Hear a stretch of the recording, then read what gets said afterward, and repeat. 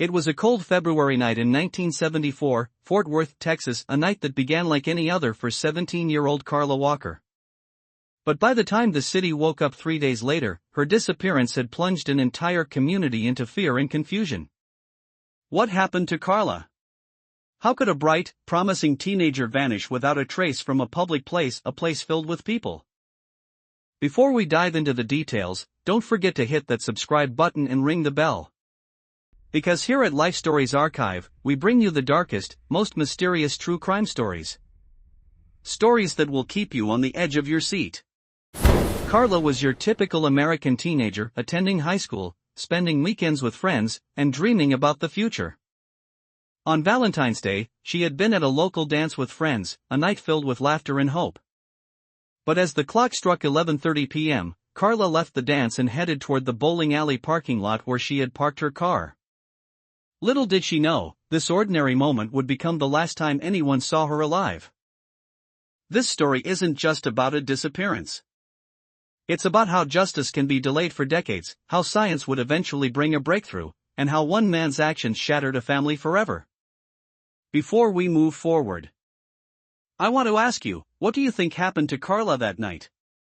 Was it a random act, or was someone watching her all along? Let us know your theories in the comments below. Your thoughts might just lead to a new perspective.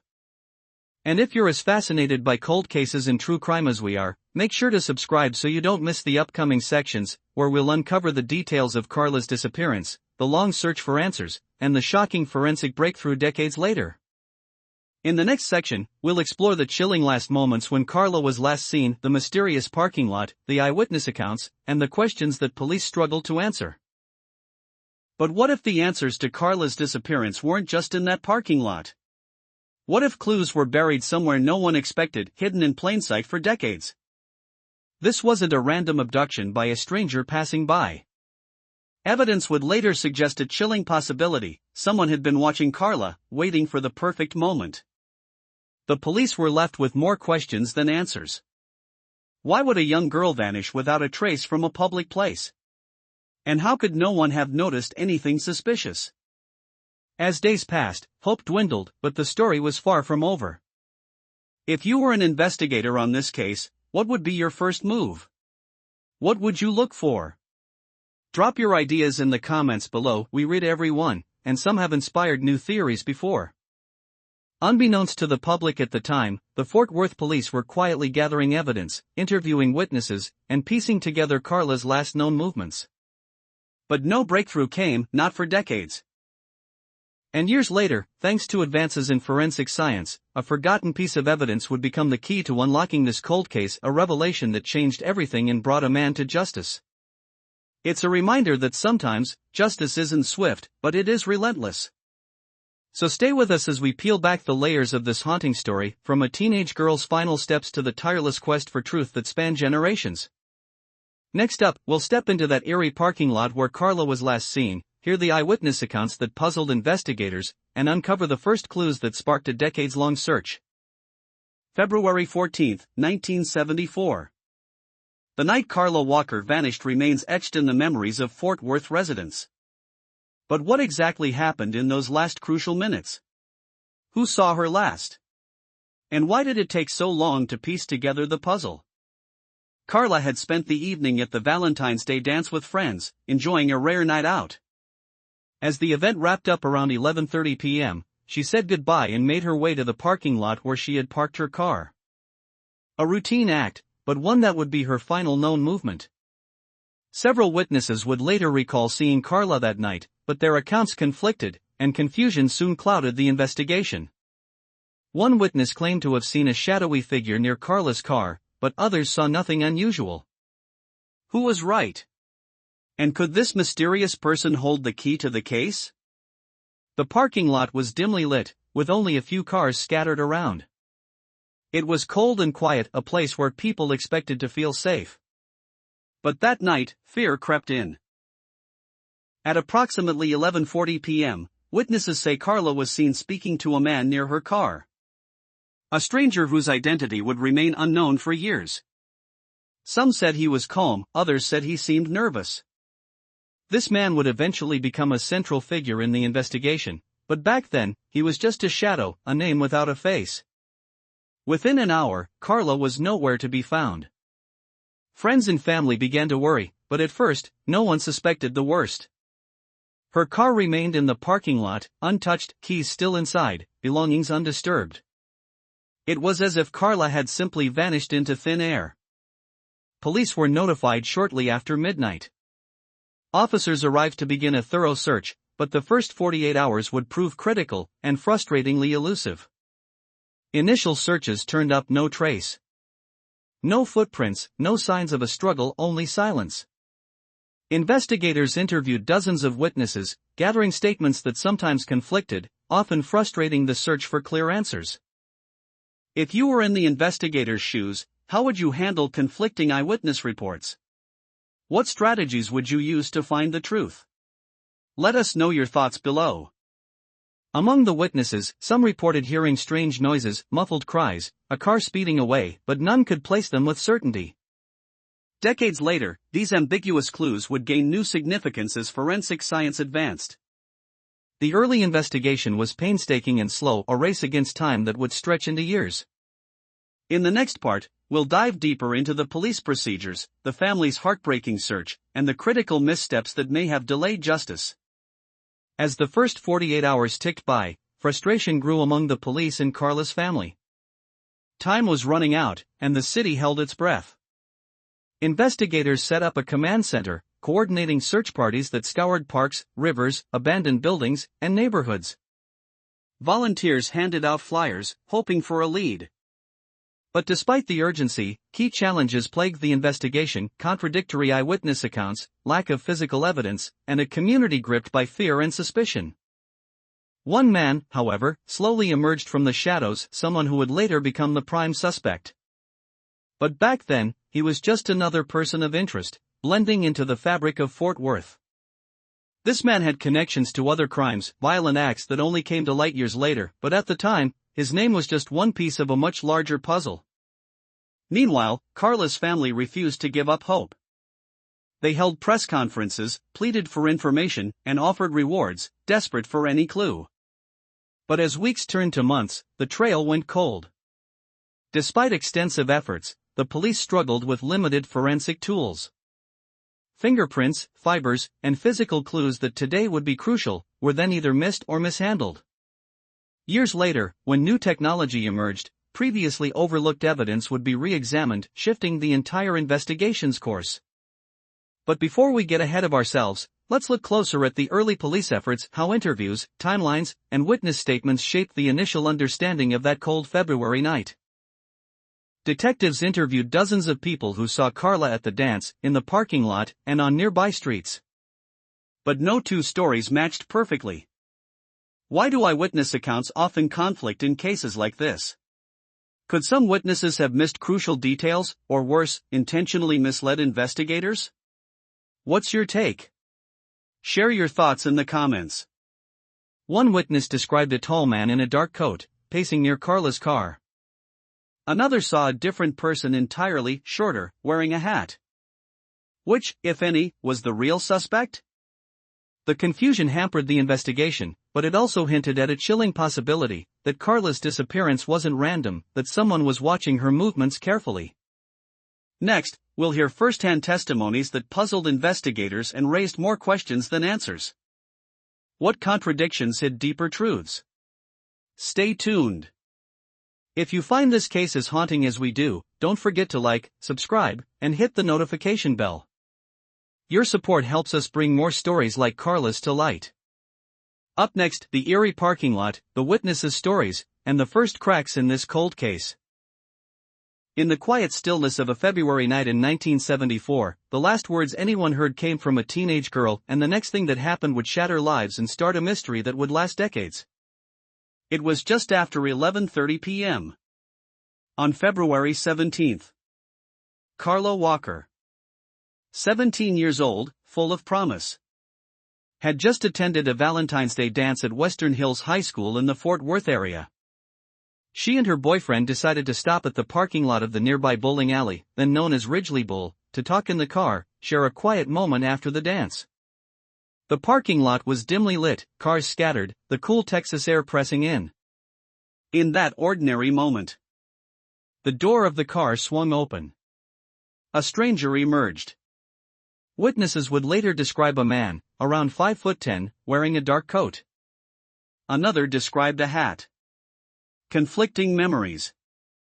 But one thing became chillingly clear: he had come with intent. The boyfriend tried to defend the moment. The attacker slapped aside any resistance. A pistol was raised. The boyfriend felt the butt of a gun connect with his head. Darkness. When he awoke, Carla was gone. Her car remained there in the lot, keys in the ignition, purse untouched on the passenger seat, as though she had simply walked away. But she had not walked away. She had been carried into the night, from a public space where she should have been safe, into a nightmare that would ripple through family, friends, and the city of Fort Worth. In the stillness of that parking lot, a life vanished, and with it a community held its breath. What followed would be years of silence, unanswered questions, and a search for justice.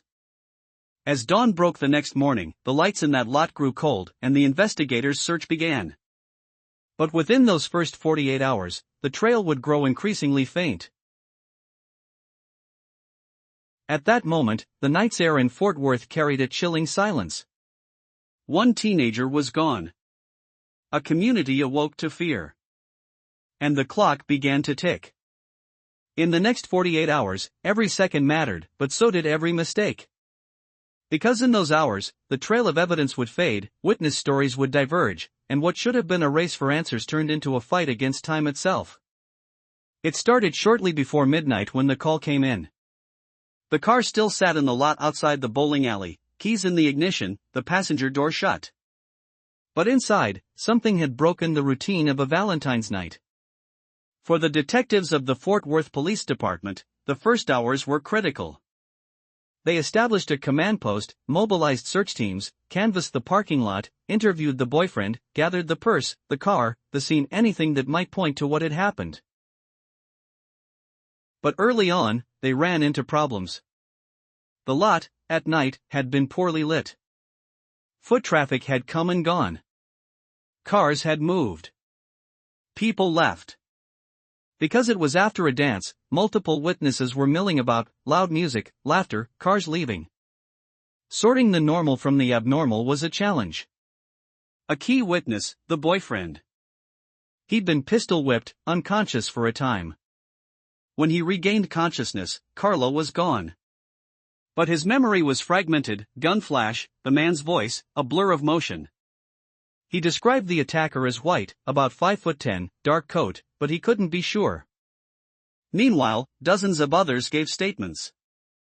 One person said they heard what sounded like a muffled scream around 11:45 p.m., another said they saw a car speed off. But no one could pinpoint it. What car? What direction? What time exactly? Investigators collected the car. They photographed the scene, measured tire tracks, looked for footprints. But they found almost nothing of substance. No clear prints. No obvious struggle marks around the vehicle. The purse was still in the car. The keys still in ignition. It looked, on first glance, like a young woman simply walked away, except she didn't. The community responded. Volunteers printed flyers. Local churches, neighborhoods, everyone wanted to help. The Walker family appeared before media, asked for sightings, for any piece of information. They offered a reward. The city held its breath, and the press circled. Newspapers ran headlines: cheerleader missing near Fort Worth dance, Valentine's night disappearance stuns community. But in the meantime, for the police, the frustration mounted. Evidence that might have been abundant was fading. Witness memories diverged. One person swore he saw a tan van, another said the attacker wore a hat. One claimed to see a second man in the lot, others hadn't seen anyone. The lot was busy. Capturing the one aberration among dozens of possible innocent actions was like finding a needle in a haystack. And then there was the terrain. Over the next 48 hours, search teams combed parks, wooded areas, the banks of nearby Benbrook Lake, abandoned buildings, even underground storm drains. Because the assumption was simple, the longer Carla was missing, the farther the suspect might have carried her. Time became the enemy. But still no solid lead emerged. No car seen fleeing, no concrete description of the abductor beyond broad strokes, and no confirmed forensic evidence beyond the magazine found at the scene, which investigators kept locked in the evidence box. Meanwhile, at the Walker household, the waiting was excruciating. Parents, siblings, friends hoping the phone rings. The holiday had turned into a nightmare. The message boards in the community lit up with speculation. Some thought it might have been someone she knew, others feared a stranger. Rumors circulated. The emotional toll grew. On the law enforcement side, the detectives met in the early hours, pulled witness statements, sketched timelines, attempted to reconstruct the night's path, dance ends, heading to car, brief stop in lot, conversation, attack. Yet each step held uncertainties. Did the attacker wait in the lot? Did he follow from the dance? Or was it chance? By the end of the first 24 hours, police had secured the scene, documented what they could, and expanded search efforts. But they also knew they were racing the clock. Every hour that passed meant memories would fade, environmental evidence would degrade.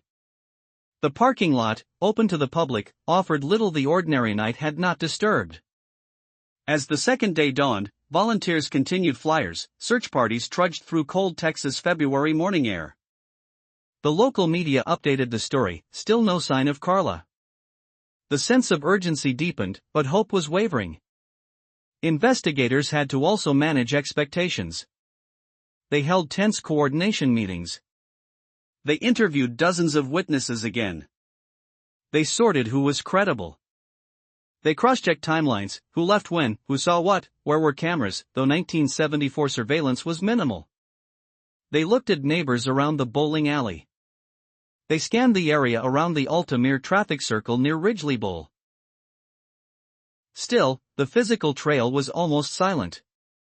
That magazine found at the Lot A. 22 Ruger magazine remained one of the few tangible items recovered. It was logged, tested, but in 1974 the forensic capacity was limited. No meaningful fingerprints matched, no DNA sample identified. For the family, the second 24 hours passed with agonizing slow motion. The phone didn't ring. The hope didn't vanish, but the worry deepened. The community's hope turned into anxiety. If she wasn't found soon, many feared worst. Enter twilight of the second day, vivid media images of flyers, search teams, police lights in neighborhoods. The chilling truth, if the abductor had planned, he had time to enter silence. If not found soon, the chance of recovery diminished. By the end of the 48-hour window, the investigators faced a simple but stark assessment: they might be after a trail that was already cold. A promising scene had become a labyrinth of missing evidence.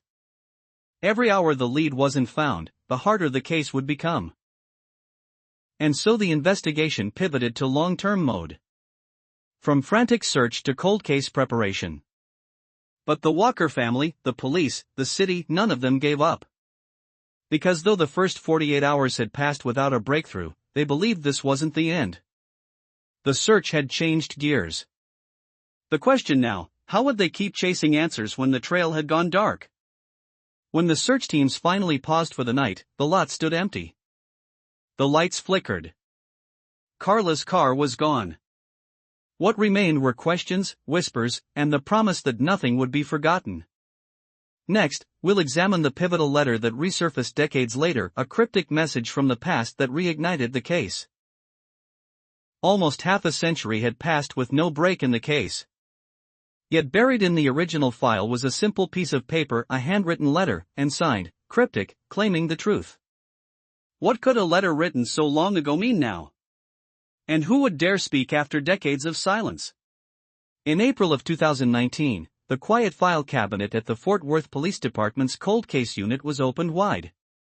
Investigators pulled out a document that had sat unseen for decades, a letter mailed in 1974, shortly after the disappearance of Carla Walker.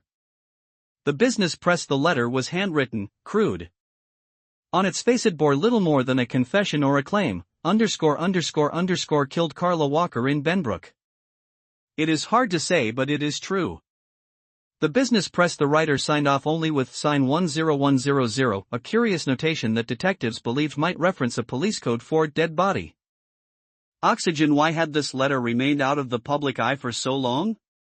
Investigators say the detective who originally received it, Oliver Ball, eventually died, and the letter never surfaced in public or was pursued aggressively. The case continued to stall. Fox 4 News Dallas-Fort Worth. The Walker family was stunned when police released the letter publicly in 2019. After 45 years of waiting, the possibility that someone, maybe the letter's author, had key knowledge of what happened to Carla was a shock. "Someone knows something," Carla's younger brother Jim Walker said in a statement. "The author of this letter clearly wants to get something off their chest. It's time for somebody to do the right thing and step forward." But the letter came with many questions. Who wrote it? Were they the killer? A witness? A friend of the killer? A remorseful accomplice? The redacted portion obscured the name they claimed, so the public saw only that fragment. Your Tango detectives released the letter to social media and to press. They hoped the handwriting, the style, the vague code might trigger someone's memory. They asked, "Did you write this? Did you recognize the handwriting? Did you know anyone who went by 10,100? News Talk WBAPM. Immediately, tip lines lit up. Some callers claimed distant recollections. A friend of a friend who once kept newspaper clippings about Carla's case. Someone else said they vaguely remembered hearing that a local man had something he wanted to get off his chest. Texas true crime blog. But despite the renewed interest and the public appeal, the letter did not yield an immediate breakthrough. Investigators confirmed that while it was intriguing, it did not directly point them to a suspect at that time. The writer remained unidentified. The business press. The significance of the letter, however, was deeper than just a possible tip. It underscored something: this case had not been forgotten. The memory of Carla remained alive in the community. And law enforcement remained active. Looking back, detectives realized that the early evidence strategy had flaws. In 1974, DNA analysis was nascent. Witness recollections were inconsistent. The mass of files had grown messy. But the letter became a symbol of hope, of remorse, or of guilt waiting to be unburied. As the cold case unit took over, detectives reviewed every piece of evidence anew. The letter was folded into that review. They checked the handwriting plates. They tried to compare with other letters on file. They studied the term 10,100. They asked, might this code refer to someone with prior police contact? Might the author have served in law enforcement or known police codes? Meanwhile, the Walker family kept vigil. They posted flyers. The community held vigils.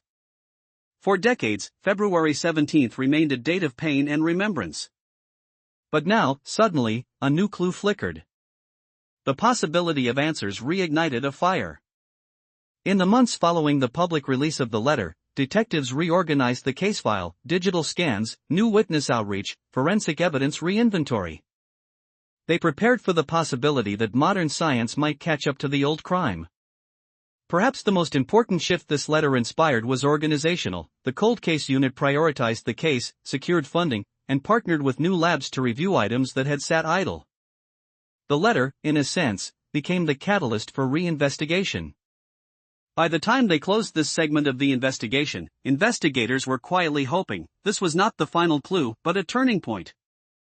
A transition from waiting into action. From a suppressed piece of paper in a dusty file cabinet to a re-energized police investigation, the letter marked the shift. But the best was yet to come, when modern science caught up with a crime left cold for decades.